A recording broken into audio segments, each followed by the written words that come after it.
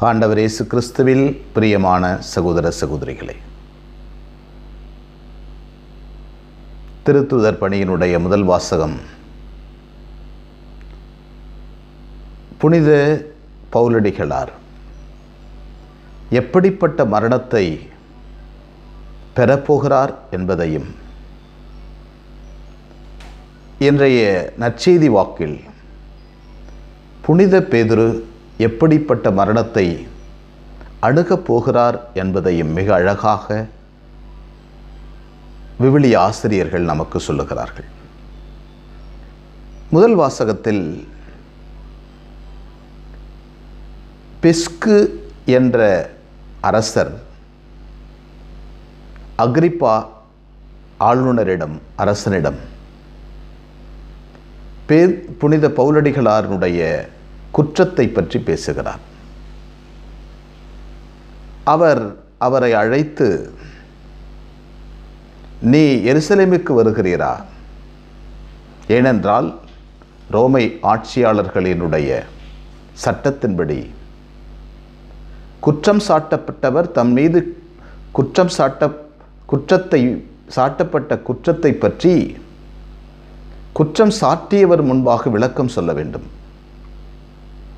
அப்படி அது நிரூபமானால் தான் தண்டனை கொடுக்கப்படும்.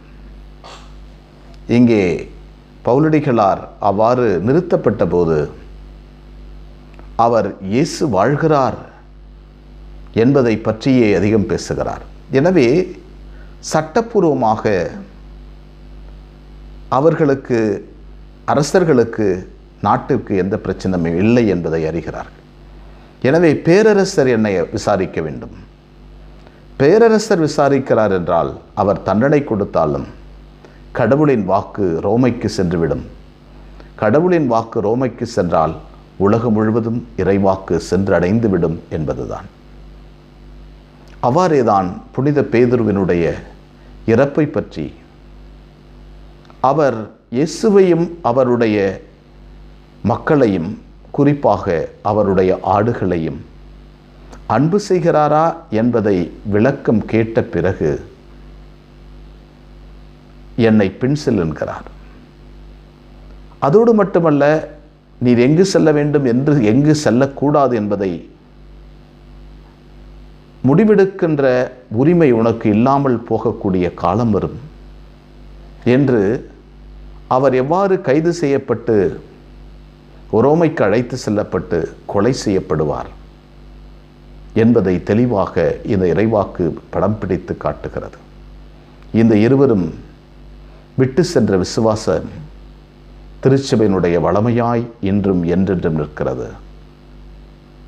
அன்பு என்பது தன்னை மறந்து வேறொருவருடைய வாழ்வில் அதை முழுமையாக பார்ப்பது. ஆனால் திருத்தூதனின் அன்பு என்பது தன்னையும் தன்னை சார்ந்திருக்கின்ற எல்லாவற்றையும் தாண்டி புதிய உலகத்திற்கு மனிதனை அழைத்து செல்கின்ற ஒரு அன்பு. அந்த அன்பை தான் நாம் பெற்றுக்கொள்ள அழைக்கப்படுகிறோம். இந்த அன்பை தான் புனித பவுலும் புனித பேதுருவும் நமக்கு விட்டு சென்றிருக்கிறார்கள். இந்த கிறிஸ்துவின் அன்பை நாம் பிறருக்கு கொடுக்க கற்றுக்கொள்வோம். எங்களை நேசிக்கின்ற விண்ணக தந்தையை எம்மை போற்றுகிறோம். நாளுக்காக நன்றி சொல்கிறோம். ஆண்டவரே, நீர் எங்களுக்கு தந்த அருளுக்கும் ஆசிருக்கும் நன்றி. திருத்தூதனுக்குரிய அன்பை, எங்களுக்கென்று இருக்கின்ற எல்லாவற்றையும் பெற்றுவிட்டு எங்களை சுற்றியிருக்கின்ற மனிதர்களை புதிய உலகத்திற்கு அழைத்து செல்லக்கூடிய, இயேசுவினுடைய உலகத்திற்கு அழைத்து செல்லக்கூடிய அருளையும் வல்லமையும் எங்களுக்கு தந்திருக்கிறீர். அதை நாங்கள் சரியாக பயன்படுத்தி இறைமக்களை புதிய உலகத்திற்கு, இயேசுவின் உலகத்திற்கு அழைத்து செல்ல எங்களை நன்றாக பயன்படுத்தி அருளும் ஆண்டவரே. அன்னை மரியே, எங்கள் அன்பு தாயே, திருமகனிடம் எங்களுக்காக இடைவிடாது பரிந்து பேசும். ஆமென்.